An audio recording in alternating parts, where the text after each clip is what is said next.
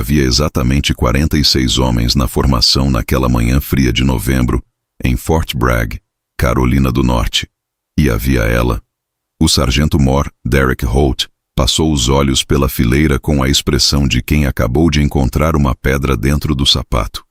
Ele não disse nada. Não precisou. O olhar foi suficiente. Aquela mistura de desprezo e diversão que ela já conhecia como a palma da própria mão. Alguém pode me explicar o que isso está fazendo na minha formação? Ele disse devagar, como quem saboreia cada sílaba. Risos. Alguns contidos, outros nem tanto. A especialista Mara Calloway, 26 anos, natural de Billings, Montana, não piscou. Não respondeu. Ficou parada na posição de sentido, olhos fixos num ponto imaginário no horizonte, mandíbula firme como granito. Por dentro, porém, ela estava em chamas. Tudo bem, ela pensou. Deixa eles rirem. Eu já aprendi que o riso deles é o combustível que me faz correr mais rápido. Ninguém naquela base imaginava o que estava prestes a acontecer nas próximas 72 horas. Ninguém sabia que aquela mulher de cabelos castanho escuros presos sob o boné, com os olhos cor de âmbar e uma pequena cicatriz em forma de meia-lua no dorso da mão esquerda, estava prestes a mudar tudo o que eles acreditavam sobre limite, força e o que significa ser soldado. Contextualização. A origem de Mara Calloway. Billings, Montana, não é o tipo de lugar que produz heróis por acidente. É uma cidade de inverno longo, de gente dura, de silêncios que pesam toneladas. O pai de Mara, Thomas Calloway, era bombeiro voluntário e ex-soldado do exército, um homem que nunca precisou levantar a voz para ser obedecido. A mãe, Ruth, era enfermeira de pronto-socorro, o tipo de mulher que conseguia manter a calma enquanto o mundo desabava ao redor. Mara cresceu entre os dois mundos, o da força física e o da compaixão técnica. Enquanto as outras crianças brincavam de boneca ou videogame, ela aprendia RCP com a mãe na mesa da cozinha e praticava nós marinhos com o pai na garagem. Aos 13 anos, ela salvou a vida de um menino que caiu em um lago congelado perto de sua escola. Sem hesitar, sem pedir permissão, ela rastejou sobre o gelo fino, distribuiu seu próprio peso com os cotovelos e os joelhos, exatamente como o pai havia ensinado, e puxou o garoto para fora antes que os bombeiros chegassem. Ninguém escreveu sobre isso no jornal local. Ninguém fez discurso. Ela voltou para casa, trocou de roupa e foi jantar. Isso era Mara, sem drama, sem plateia, apenas ação. Aos 18 anos, ela se alistou no exército dos EUA sem avisar ninguém. Sua mãe chorou. Seu pai ficou olhando para ela por um longo tempo e então disse apenas 3 palavras. Não desperdice isso. Ela não desperdiçou. Mara passou pelo treinamento básico com distinção. Depois foi para o curso de combate avançado, onde chamou atenção por uma habilidade incomum. Ela conseguia avaliar terreno, vento, distância e situação tática com uma velocidade quase absurda. Os instrutores chamavam isso de consciência situacional de elite. Ela chamava de prestando atenção. Quando ela se candidatou ao programa de seleção dos US Army Rangers, uma das unidades de forças especiais mais exigentes do país, a reação foi previsível. Risos, dúvidas, comentários de corredor que ela fingia não ouvir, mas que ficavam gravados em alguma câmara funda da memória, aquecendo a chama que a mantinha em movimento. Ela não foi aprovada na primeira tentativa. Voltou para casa, passou 3 meses retreinando, ajustou sua alimentação, trabalhou os pontos fracos com precisão cirúrgica e voltou. Na segunda tentativa, ela foi a 3ª colocada geral da seleção, entre 92 candidatos, todos homens. Mas mesmo assim, mesmo depois de tudo isso, havia homens como o sargento Mor Holt que acordavam todo dia com a missão não declarada de fazê-la sentir que não pertencia àquele lugar. Cenário militar. Fort Bragg, Ranger Battalion. A missão que estava sendo planejada naquela semana era classificada como nível Delta, operação de alto risco em terreno simulado de conflito urbano, projetada para testar coordenação tática, resistência física e tomada de decisão sob pressão extrema. O cenário: uma vila abandonada a 40 quilômetros da base, onde equipes de 4 soldados deveriam extrair um ativo de alto valor. Na prática, um manequim instrumentado que registrava cada manejo, enquanto enfrentavam obstáculos físicos, simulações de emboscada e avaliação psicológica contínua. Mara foi designada para o Esquadrão Bravo, junto com 3 homens. Cabo Jason Merritt, 29 anos, de Denver, veterano de 2 anos no batalhão, respeitado, mas conhecido por subestimar aliados novos. Especialista André Fosse, 24 anos, de Nova Orleans.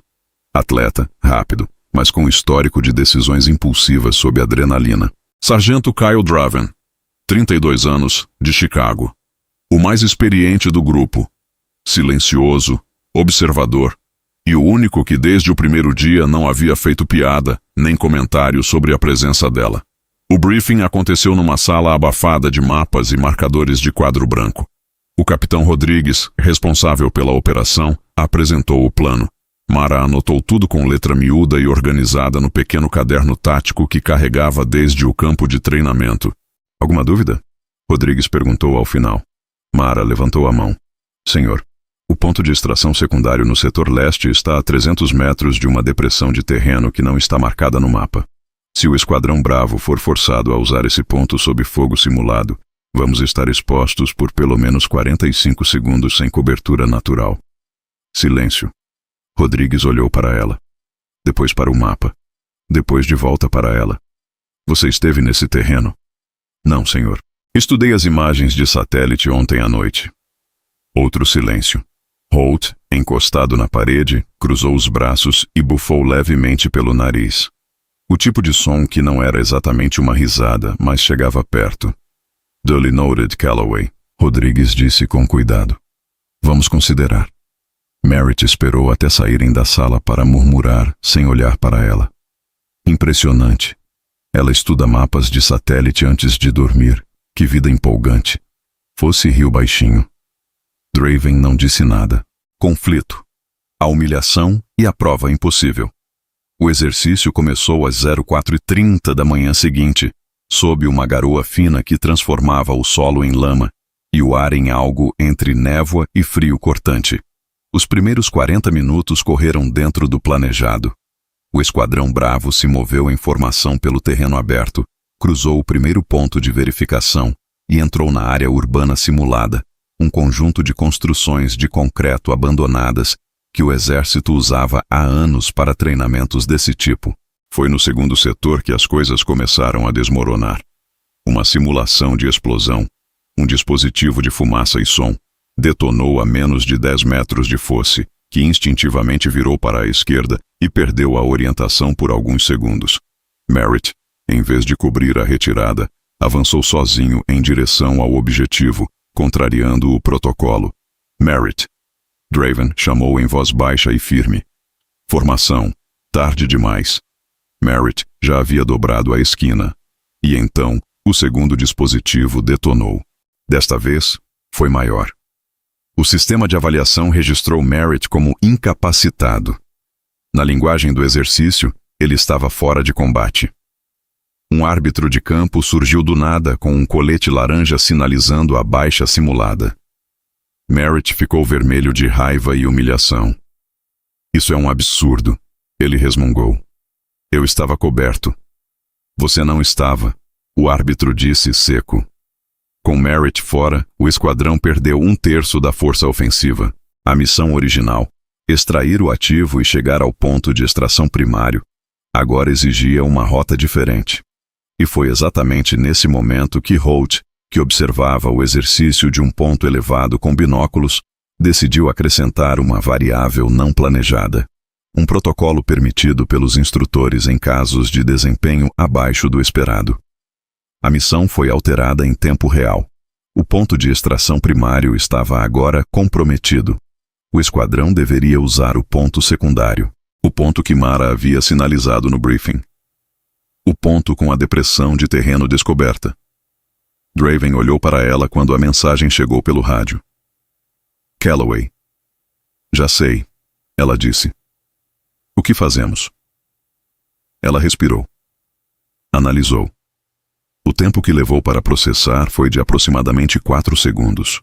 o que para quem observava de fora parecia eternidade. Mas para ela era um cálculo completo de ângulos, distâncias, probabilidades e alternativas. Nós não usamos o ponto secundário do jeito que está no mapa, ela disse. Tem uma estrutura a 120 metros a noroeste. Se chegarmos lá primeiro e usarmos como cobertura, reduzimos a exposição para uns 15 segundos em vez de 45. Fosse franzou o senho. Isso não está no plano. O plano mudou. Mara respondeu com calma absoluta. Você tem certeza? Não tenho certeza de nada nesse terreno, Fosse. Mas tenho certeza de que 45 segundos sem cobertura num ponto de extração sob fogo é suicídio tático. Então podemos ir pelo livro e ser aniquilados, ou podemos adaptar. Draven olhou para ela por um momento. Então assentiu. Vamos pelo noroeste. A virada. O que ninguém esperava ver eles se moveram rápido. Mara na frente guiando pelos ângulos que havia memorizado das imagens de satélite.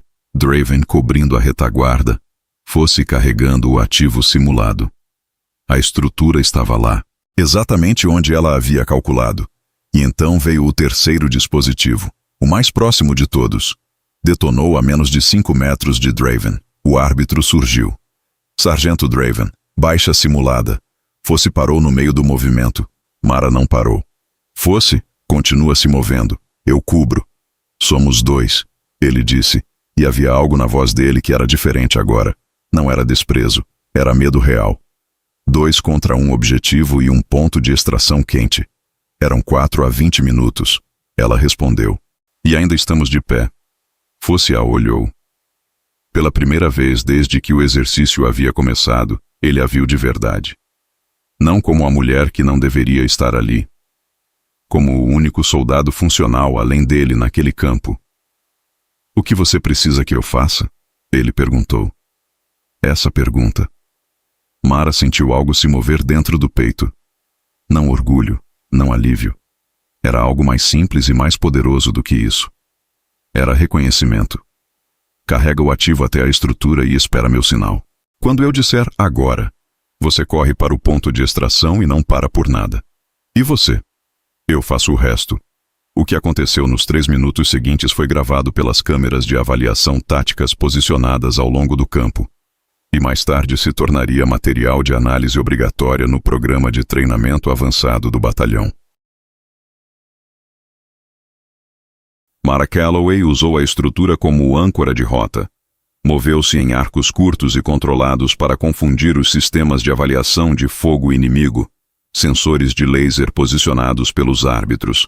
Identificou os ângulos mortos entre os sensores com uma precisão que deixou os árbitros de campo trocando olhares, e criou uma rota de 15 segundos de exposição mínima, onde antes havia uma janela de 45 segundos de vulnerabilidade total. Agora fosse. Ele correu. Ela correu junto, na lateral, usando o próprio corpo como escudo de trajetória para os sensores. Chegaram ao ponto de extração com o ativo intacto. O árbitro-chefe, um veterano de 20 anos chamado Sargento Morales, ficou olhando para a tela de dados por um longo momento. Depois tirou o boné, passou a mão no cabelo grisalho e disse, para ninguém em especial, eu nunca vi ninguém identificar essa janela sem ter estado no terreno. Clímax épico. O momento que mudou tudo. O debriefing aconteceu 2 horas depois, numa sala cheia de suor, lama e o silêncio pesado de quem acabou de ser testado até o limite. Rodrigues presidia. Holt estava encostado na parede como sempre, braços cruzados. O capitão foi direto ao ponto. Esquadrão Bravo. Resultado final. Missão cumprida. Ativo extraído. 2 de 4 operativos funcionais no ponto de extração. Ele fez uma pausa. Quero ouvir a análise de como chegaram ao ponto de extração secundário pela rota noroeste, que não estava no plano aprovado. Silêncio. Fosse abriu a boca. Fechou. Então disse. Foi Calloway, senhor. A rota foi dela. Merritt estava olhando para a mesa. Draven assentiu, confirmando. Rodrigues virou para Mara. Calloway, explica.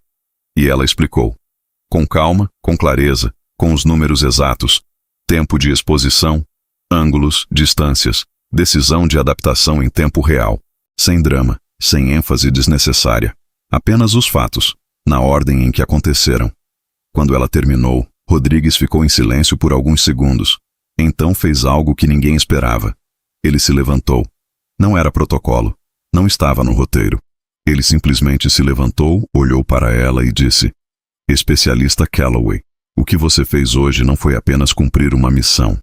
Você identificou uma vulnerabilidade antes de entrar em campo, manteve o protocolo quando o esquadrão colapsou, adaptou o plano sob pressão com recursos limitados e trouxe o seu homem de volta. Ele fez uma pausa. Isso é liderança. Isso é o que treinamos aqui. Holt se mexeu levemente na parede. Rodrigues continuou. Estou recomendando Calloway para avaliação de promoção acelerada e indicação formal ao curso de liderança de esquadrão. Naquele momento, Holt se endireitou. A expressão no rosto dele era difícil de ler. Mas havia algo ali que não era mais desprezo. Era algo mais próximo de desconforto. O tipo de desconforto que vem quando o mundo não se comporta da maneira que você passou anos convencendo a si mesmo que ele se comportaria. Fosse o mesmo homem que havia rido no corredor 2 dias antes. Olhou para Mara e assentiu levemente. Não havia grandiosidade no gesto. Era apenas um homem reconhecendo outro soldado. Merritt ficou em silêncio por um longo tempo. Depois, quando os outros estavam saindo, ele passou por ela e disse, sem olhar diretamente: Boa operação, Calloway. 3 palavras. Mas vindas de onde vinham, pesavam toneladas. Desfecho emocionante. Naquela noite, Mara saiu do alojamento sozinha e foi até a beira do campo de treinamento. O céu de Carolina do Norte estava limpo. Uma dessas noites frias e cristalinas em que as estrelas parecem mais próximas do que deveriam. Ela ficou lá por um tempo, sem fazer nada. Apenas respirando. Pensou no pai, Thomas Calloway, que tinha ensinado que força não é sobre músculos ou volume. É sobre permanecer em pé quando tudo ao redor está tentando te dobrar. Que havia morrido 3 anos antes de um derrame cerebral súbito, sem jamais ver a filha fardada. Sem jamais ver o que ela se tornaria. Você viu hoje, pai? Ela não era do tipo que chorava. Mas havia uma pressão atrás dos olhos que ela deixou ficar por alguns segundos, um tributo silencioso ao homem que havia construído a fundação de tudo o que ela era. Depois ela respirou fundo, endireitou os ombros e voltou para dentro. Havia trabalho a fazer. Sempre havia. 3 semanas depois, a recomendação de Rodrigues foi aprovada. Mara Calloway foi promovida ao posto de sargento e iniciou o processo de avaliação para o curso de liderança de esquadrão. Um caminho que pouquíssimas mulheres haviam percorrido até ali nos Rangers. Na cerimônia de passagem de insígnias, quando o capitão Rodrigues prendeu as novas divisas no uniforme dela, havia 46 homens na formação. Os mesmos 46 da manhã fria de novembro. Desta vez, nenhum deles riu. Desta vez, quando o comando de continência foi dado, todos ergueram a mão ao mesmo tempo, firme, sincero, sem hesitação. Holt estava na última fileira. Mara não procurou seu olhar. Não precisava. Ela não havia feito nada daquilo para provar algo a ele. Havia feito para honrar o pai, para servir com integridade, para ser o tipo de soldado que, quando o esquadrão colapsa, não procura culpados, procura a saída. E no final, quando a formação se dispersou e os soldados começaram a circular, foi Draven quem se aproximou dela primeiro. O homem que havia sido o único a não rir desde o início. Ele parou na frente dela, olhou direto nos olhos e disse: Eu sabia desde o briefing. Ela franziu levemente o senho. Sabia o quê? Que você ia ser o soldado que ia tirar a gente daquele campo. Mara ficou olhando para ele por um momento. Então, pela primeira vez em muito tempo, deixou um sorriso aparecer. Pequeno, discreto, real. Você podia ter me avisado, ela disse. Draven deu um meio sorriso. Onde seria a graça nisso? Mensagem final. Há uma crença velha e resistente de que a força tem uma forma específica, que ela ocupa certo espaço, pesa determinado peso, fala com determinado tom. Mara Calloway passou a vida inteira sendo o argumento vivo contra essa crença. Não porque era excepcional além do humano, mas porque era completamente, irredutivelmente humana, com medo, com dor, com memória de pai, com cicatriz na mão e estrelas no horizonte, e mesmo assim escolhia, toda vez, se levantar e seguir em frente. Isso não é questão de gênero. Isso é questão de caráter. E caráter, como ela aprendeu na beira de um lago congelado em Montana quando tinha 13 anos, não pede licença antes de agir.